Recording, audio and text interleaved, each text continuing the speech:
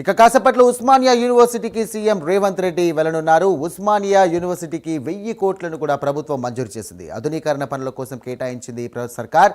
ఇక చారిత్రక భవనాలను సంరక్షిస్తూనే నూతన భవనాల నిర్మాణం చేపట్టనున్నారు. ఈ క్రమంలోనే ఇవాళ ఓయూలో సీఎం రేవంత్ రెడ్డి సభ ప్రసంగించనున్నారు. ఈ అంశానికి సంబంధించి కూడా మరిన్ని డీటెయిల్స్ అందించడానికి మా కరెస్పాండెంట్ చందు సిద్ధంగా ఉన్నారు. చందు, చెప్పండి, ఓయూకి సంబంధించి కూడా ప్రత్యేకమైనటువంటి ప్రణాళికలు రూపొందిస్తామని చెప్పేసి కూడా గతంలో చెప్పినటువంటి సీఎం రేవంత్ రెడ్డి, అందులో భాగంగానే ఇట్లాంటి నిధులు విడుదల చేశారనుకోవచ్చా?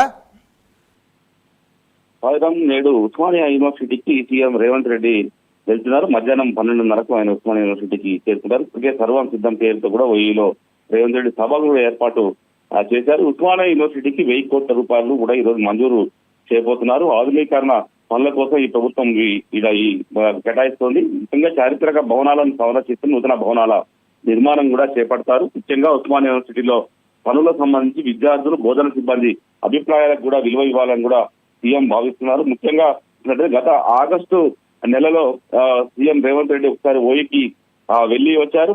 మరోసారి ఈ రోజు వెళ్తున్నారు. ముఖ్యంగా ఓయూ అభివృద్ధి పనులపై ఇప్పటికే తన నివాసంలో కూడా ఆయన ముఖ్యమంత్రి సమీక్ష కూడా నిర్వహించారు. ఉస్మానియా యూనివర్సిటీలో చేపట్టాల్సిన అభివృద్ధి పనులపై మొదట అధికారులతో కూడా ఆయన చర్చించారు. అనంతరం పనులకు సంబంధించినటువంటి వివిధ మోడళ్ల పవర్ పాయింట్ ప్రెజెంటేషన్స్ కూడా సీఎం అడిగి తెలుసుకున్నారు. ముఖ్యంగా హాస్టల్ భవనాలు, రహదారులు, అకాడమిక్ బ్లాక్స్, ఆడిటోరియం నిర్మాణాలకు సంబంధించి పలు మార్పులు చేర్పులను కూడా సీఎం సూచించారు. ముఖ్యంగా యూనివర్సిటీలోని అటవీ ప్రాంతంలో పనులకు అర్బన్ ఫారెస్ట్ నిధులు వినియోగించే అంశాన్ని పరిశీలించాలని కూడా అధికారులను ఇప్పటికే ఆదేశించారు. యూనివర్సిటీ పరిధిలో ఉన్నటువంటి నీటి వనరులను రక్షిస్తూనే నూతన కొత్త నీటి వనరుల ఏర్పాటుకు ఉన్న అవకాశాలను కూడా పరిశీలించాలని కూడా సీఎం సూచించారు. ముఖ్యంగా హాస్టల్, అకాడమిక్ భవనాల నిర్మాణం విషయంలో 100 మంది విద్యార్థులుంటే అదనంగా మరో 10% విద్యార్థులకు వసతులు ఉండేలా కూడా చూడాలని కూడా సీఎం ఆదేశించారు. విద్యార్థులు, సిబ్బందికి భవిష్యత్తులో ఎటువంటి అసౌకర్యం గురి కాకుండా నిర్మాణాలు ఉండాలని కూడా సీఎం అధికారులకు చెప్పారు. ముఖ్యంగా యూనివర్సిటీ అభివృద్ధి పనులకు సంబంధించి ఎంత మొత్తమైనా కూడా ఖర్చు చేసేందుకు వెనకాడేది లేదని కూడా ముఖ్యమంత్రి తేల్చి చెప్పారు. ముఖ్యంగా యూనివర్సిటీ పరిధిలో ఉన్నటువంటి వారసత్వ భవనాలను సంరక్షించాలని కూడా సీఎం సూచించారు.